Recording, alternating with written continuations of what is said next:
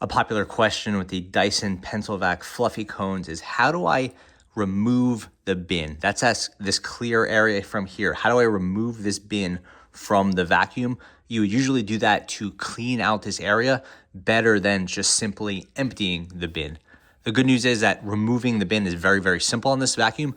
Just take it off the charger. First thing we'll do is remove the fluffy cones cleaning head.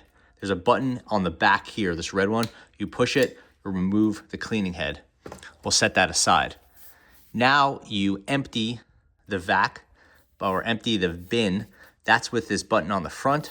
You're gonna do that over a garbage container. Push this button down, empty the bin. I don't have anything in there, so it's not a big deal. Now we're going to remove the bin. That's very simple. This is the front with the filter thing. This is the back with the plastic look. You're gonna just push this button here.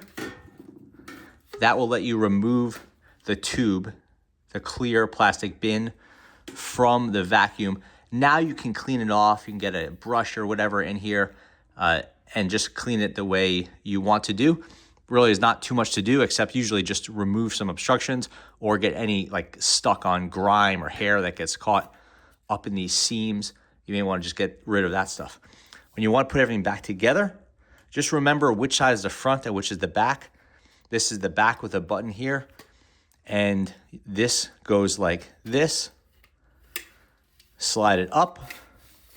It'll pop here. It'll pop here. And that's it. You just want a really nice sound like this. You'll know it's the front because it has this little screw piece here that aligns to this button. Pop it there.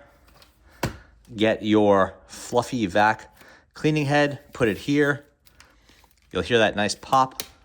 And now the vacuum is ready to clean. You push the button and everything works. So you know that you've removed the bin and put it back in place properly.